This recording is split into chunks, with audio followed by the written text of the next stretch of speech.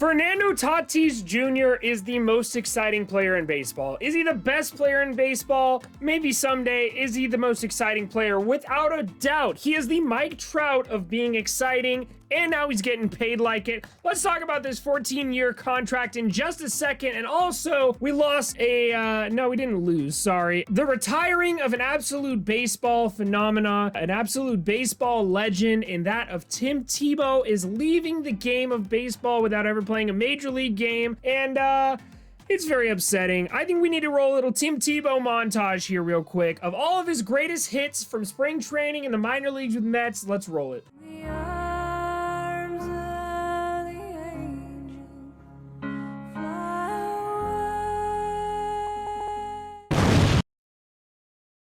Now, if you do enjoy the content, be sure to hit that subscribe button. We just hit 300 subscribers. Thank you guys so much. I also stream on Twitch, so if you want to talk more about baseball, I stream on Twitch nightly. I'll actually be live Thursday night, so if you want to come hang out, do that as well. I also have a Discord where we talk all about MLB hot takes and cold takes, things like that. That'll be in the description, as well as the podcast I run with a few buddies, the Diamond in the Rough podcast. That'll all be in the description down below. Now let's get right into the video and learn a little bit about this Tatis Jr. contract and see if he's worth it or not, if it's a little too early, premature to make this contract extension. So yeah, let's take a look at it. Now, Fernando Tatis Jr. has been an absolute stud and is very, very small sample size up in the major leagues. He debuted in 2019 with the San Diego Padres after being traded in one of the worst trades of all time for James Shields from the Chicago White Sox.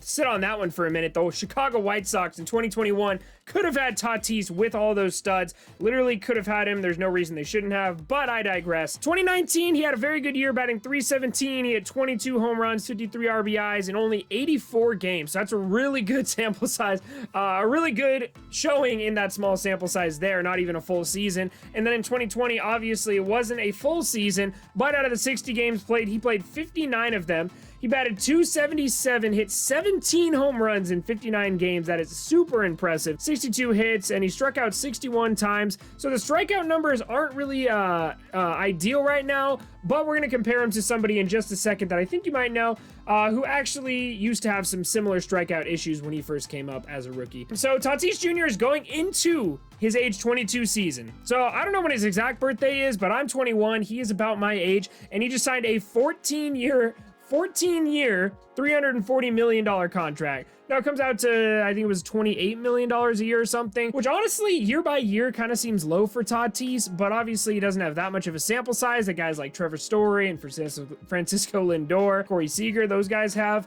He is just so young and so talented though. All the sabermetrics say that he's going to be elite for years to come. He's very, very fast. He's very, very good defensively. He's good offensively. There's just nothing, no real flaws in his game right now, except for those strikeouts that I talked about. Doesn't have the greatest eye, but that kind of comes with the service time. You saw Mike Trout when he first came up in the league, had very high strikeout numbers. I think he almost struck out 200 times one year, if I'm not mistaken. But obviously, as he's progressed, now he leads the league in walks some years. So kind of a thing you have to develop with age here, and he's only 22 years old. So I honestly think this is a very good deal for both teams, where the Padres are probably getting a little bit lower AAV on Tatis than they could have gotten, say, if he has another MVP caliber season next year. And then at the end of the day, Tatis is still getting $28 million a year. He's getting $340 million. He's getting paid till he's 30. So I can math.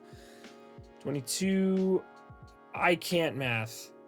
No, I can't. 36? 36. I'm going to go 36 final answer. He's going to be getting paid till he's 36 years old or so, and that is going to be absolutely amazing for him. So I think it's a great deal for both teams, and it's so cool to see a team just go out and get this deal done instead of waiting a few years in arbitration, kind of damaging that relationship. Those arbitration hearings don't typically go very well, so yeah, at the end of the day, I think it's a great deal for both teams, and it's really good for the game of baseball, of course. Obviously, Fernando Tatis Jr. is one of the brightest young stars in the game. Now, as I was saying, I was comparing him to Mike Trout. Unfortunately, the sabermetric data, or the baseball savant stats that I'm going to put on the screen here right now, unfortunately, they don't go back until they don't go back further than 2015 for Mike Trout. Obviously, he debuted in 2012. In Mike Trout's age 23 season, this is his 2015 stat line here. So you can get a good idea of what Mike Trout was producing 1 year older than Tatis Jr. And as you can see, Tatis is actually beating him in some of these stats. Obviously, the strikeout numbers are a little bit worse with Tatis, but he's also a little bit younger. I'm sure if we had this data for Mike Trout when he was 22, probably be a little bit lower, he probably had a little bit worse strikeout and walk numbers at his age 22 season. So honestly, I'm not saying that Tatis is Mike Trout, and I'm saying he's going to be as good as Mike Trout, but to have that kind of guy that you can literally market, just staple, just put his face all over San Diego, Slam Diego. He is the face of baseball. He's the face of San Diego by far. It is going to be a very exciting 14 years or so to be a Padres fan, that's for sure.